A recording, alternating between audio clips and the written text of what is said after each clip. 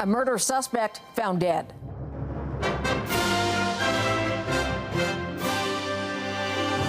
Tracked down with the help of the public after a father and daughter are both killed. Families grapple with grief in South Korea. Relatives wait for word after the shocking weekend plane crash. The lopsided landing in Halifax. Pretty scary, just looking back at it, it could have gotten a lot worse. Passengers described the moment a plane caught fire. And the chess champ comes back. As a matter of principle, I'm definitely playing in jeans. Bending the rules around what to wear allows a grandmaster to return. Plus, the strange reasons people call 911. 911, do you need police, fire, or ambulance? Looking for directions or complaining about fruit. Someone staining your shirt is not enough for police to get involved.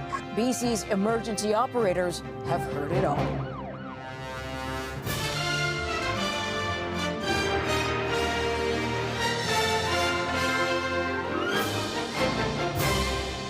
CTV National News with Omar Sachedina.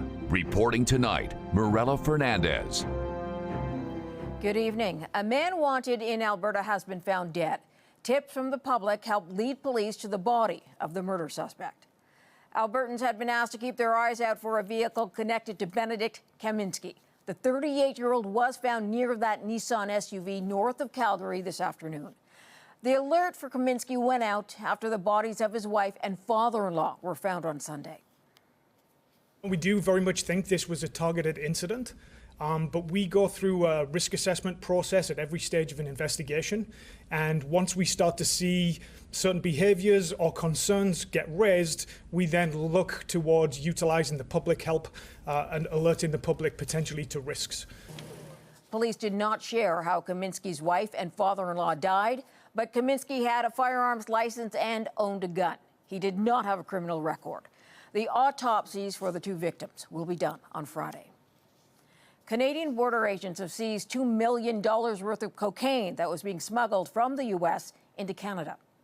That's about 190 kilograms of drugs. They were hidden inside a commercial truck, which was stopped at the Coutts border in Alberta. Between January and Halloween this year, Canada's border agency seized more than 25,000 kilograms of illegal drugs. We're hearing from some of the passengers on that Air Canada plane that caught fire on the weekend. Start seeing smoke and fire on the left side of the plane, and then it came to a halt about 200 meters down the runway, and then we all evacuated. The smoke started coming in. The Air Canada Express flight carrying 73 people was flying into Halifax's airport Saturday night. Air Canada says the landing gear failed, but no serious injuries were reported.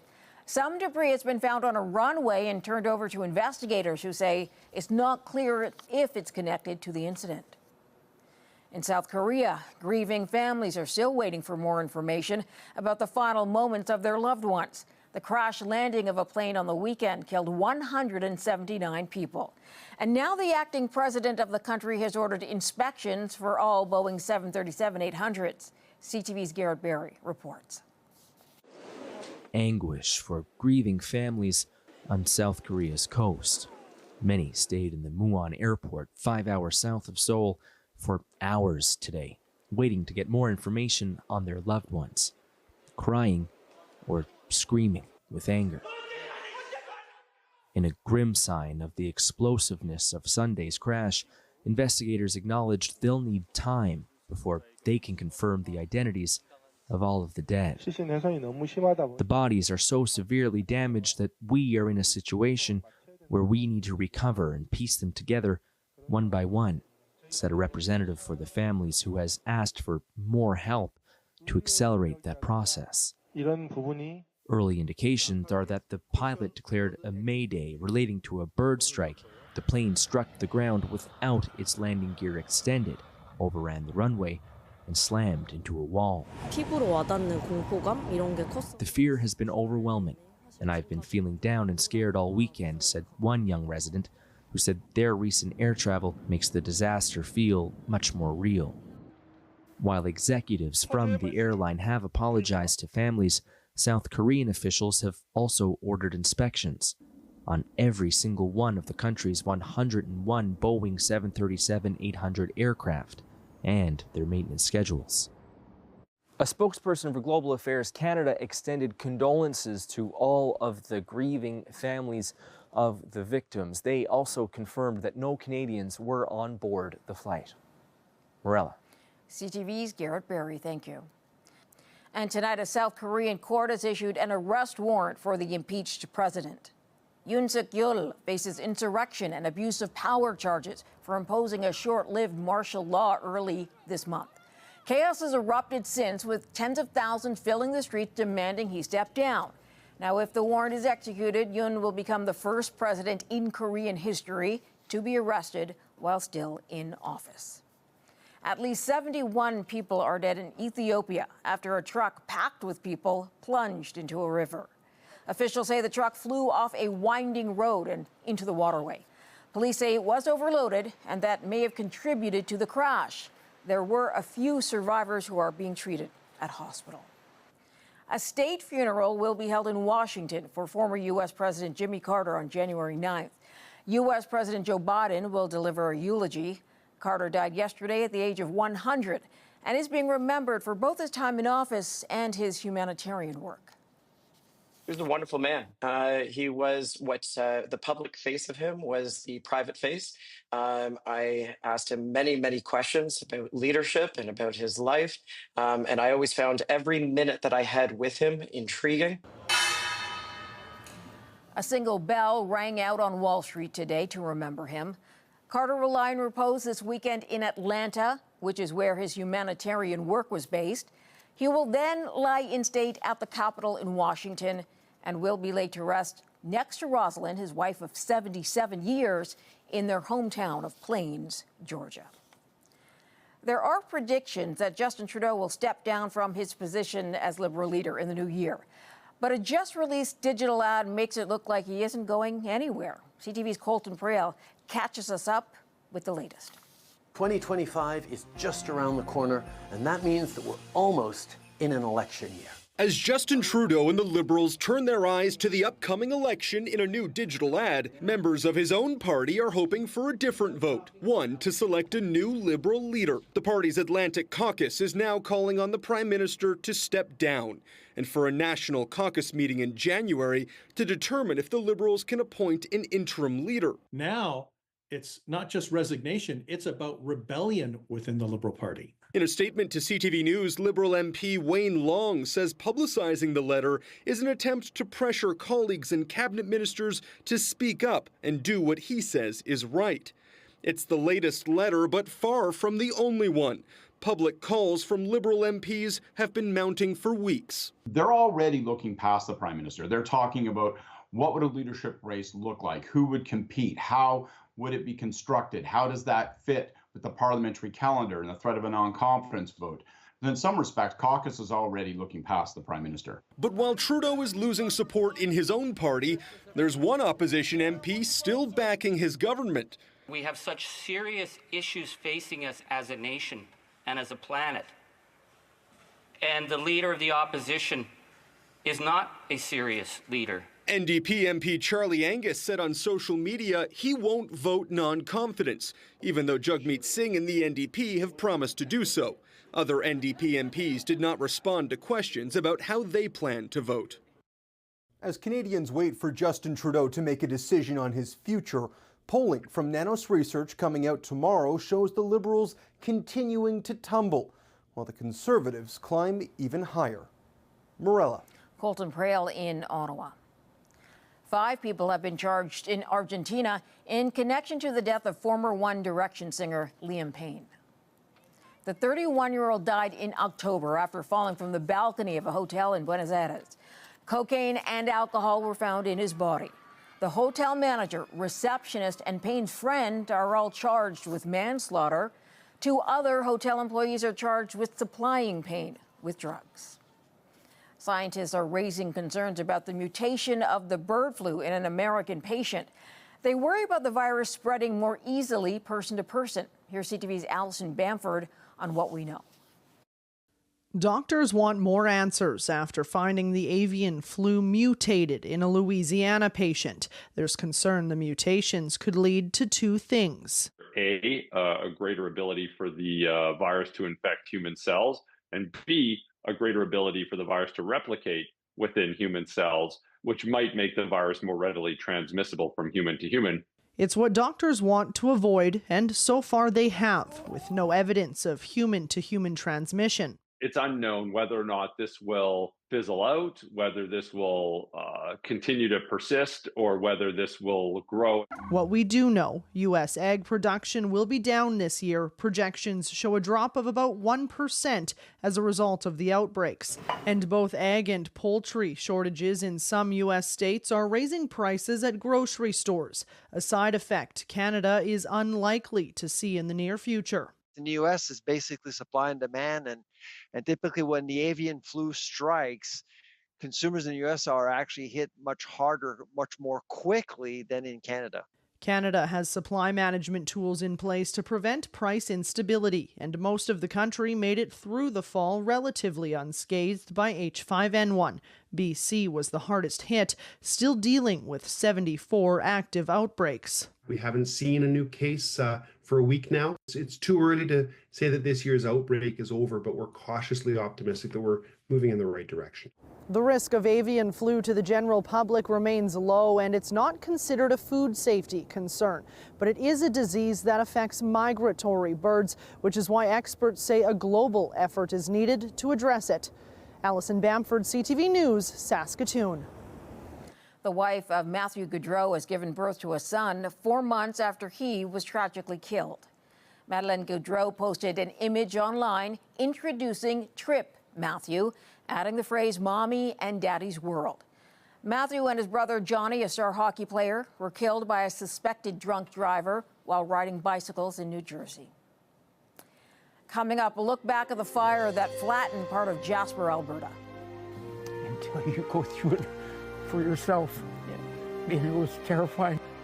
The fear and foreboding at the height of the tourist season.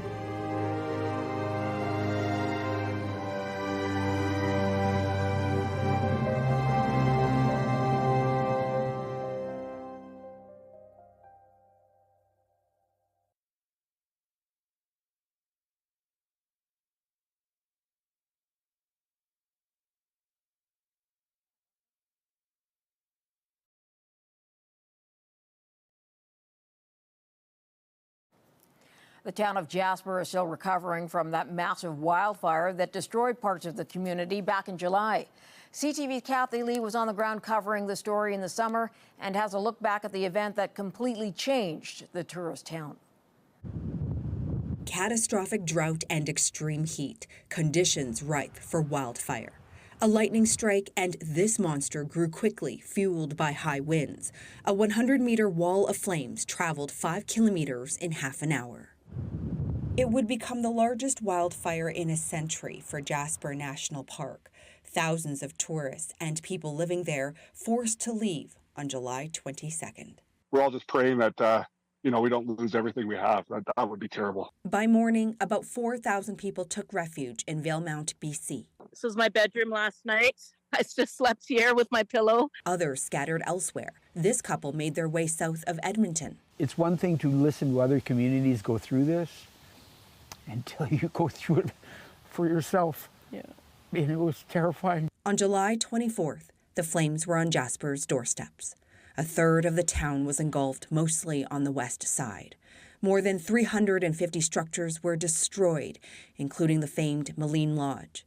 All that remained, charred skeletons of once special places, including the mayor's childhood home. I had a glimmer of hope. Came to the street corner and saw a foundation. Hundreds of houses, whole neighborhoods. Just gone. The fire was indiscriminate. On one side of the street, houses untouched. On the other, complete destruction. The loss also touching those on the front lines. Unfortunately, I did lose my own home in that and did notice that when I was out on my patrols. It was pretty overwhelming. 3 weeks later, people returned to face their immense loss. This man owned the L&W family restaurant. Nothing is left. It's hard. It's heartbreaking.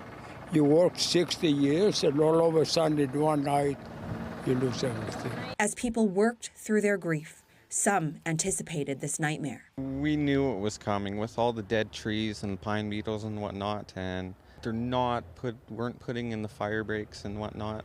So I think it's partly government's fault. But officials maintain they were proactive for years, removing trees and branches, igniting controlled burns, and creating a fire break on the west side.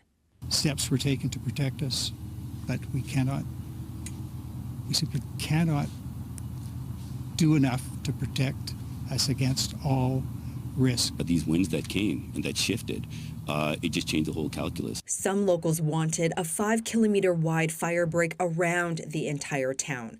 One expert says it could have helped. However, burning embers travel far. This fire, even though it was kilometers from town, was already dropping millions and billions of little burning bits of bark and twig onto the town. On August 17th, Parks Canada declared the wildfire as being held. The same day Morgan Kitchen was remembered. The 24-year-old Calgarian died fighting the wildfire. His bravery not lost on Jasper. That's more painful.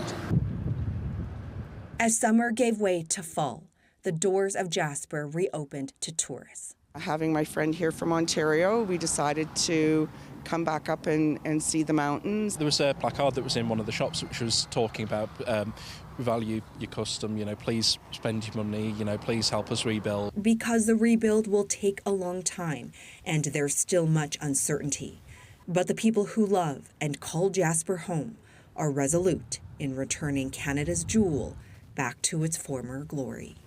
Kathy Lee, CTV News, Calgary.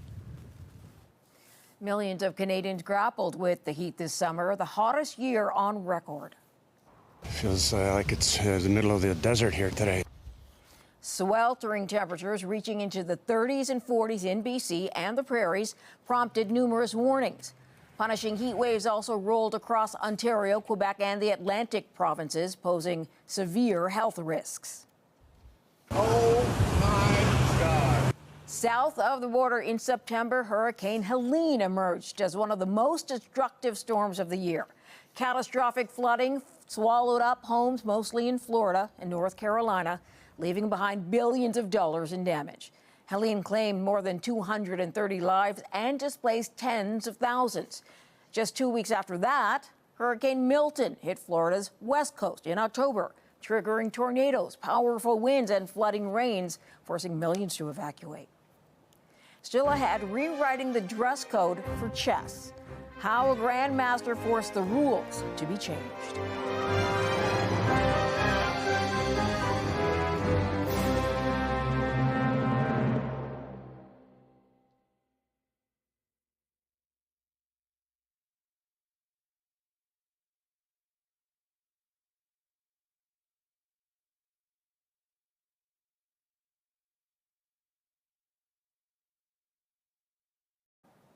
A chess champion doubled down on a move that got him booted from a tournament on the weekend.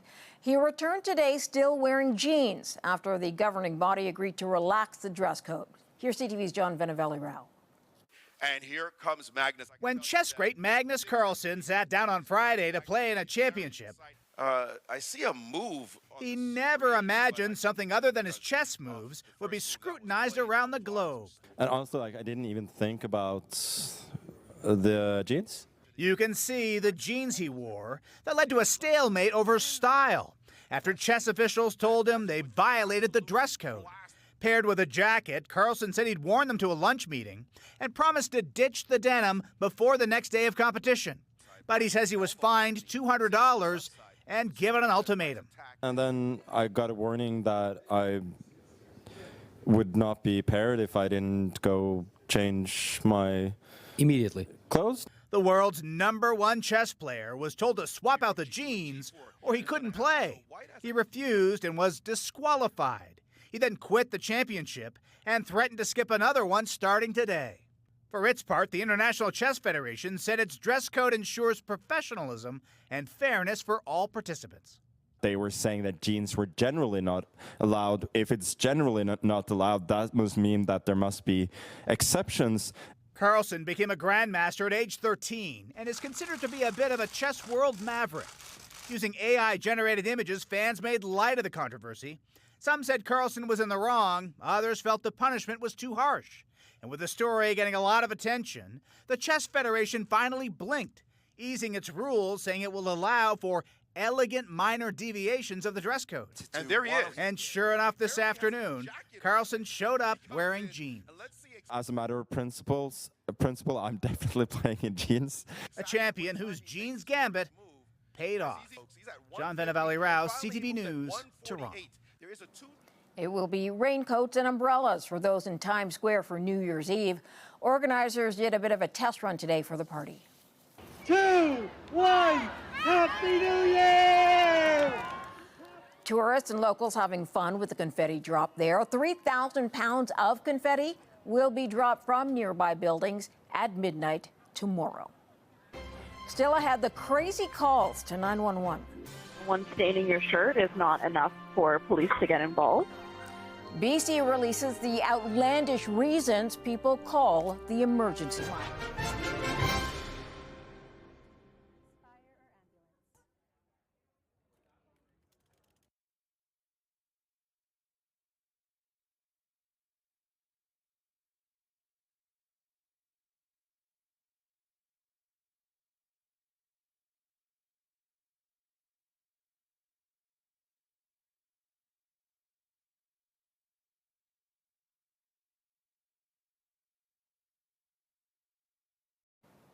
We leave you tonight with a story about the ludicrous and the laughable. BC emergency operators are calling out some of the most absurd 911 calls clogging up their phone lines. Here's CTV's Andrew Johnson. 911, do you need police, fire, ambulance? When emergency call takers like Laura Fiddler get on the line, every second counts. We need to make sure that we have our lines free for somebody who's truly in a life or death emergency. BC's largest 911 dispatch center, ECOM, handles more than 2 million calls per year. Most are legitimate emergencies. Some are downright silly. Someone staining your shirt is not enough for police to get involved. No, you should not call 911 if the dry cleaner damages your shirt. You're trying to look for a 24-hour Shoppers Drug Mart pharmacy? Prescription problems don't qualify either. One person called in to report a domesticated rabbit was wandering loose in a park. Another was looking for help to remove a wasp nest.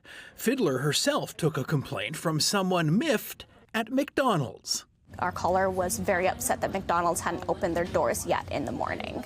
She let them know 911 is not the place you report missing your McMuffin. McDonald's not opening their door is not a police issue. This is an inappropriate call for 911. Another hungry caller lamented the loss of dozens of avocados. One of my personal favorites was somebody who was really upset that their box of 38 avocados that they got ended up being rotten. Holy guacamole. And finally, not to be outdone, one British Columbian dialed 911 to alert police to their neighbor's pungent cologne. Has there been any physical violence or anything other than the spraying of cologne? It may all make for a good end-of-the-year laugh, but also highlights how much time is wasted dealing with these nuisance calls that could be better used getting help to someone in an actual emergency. Andrew Johnson, CTV News, Vancouver. That's a wrap on the day. Thanks for sharing your time with us. For all of us here at CTV National News, good night. I'll see you tomorrow.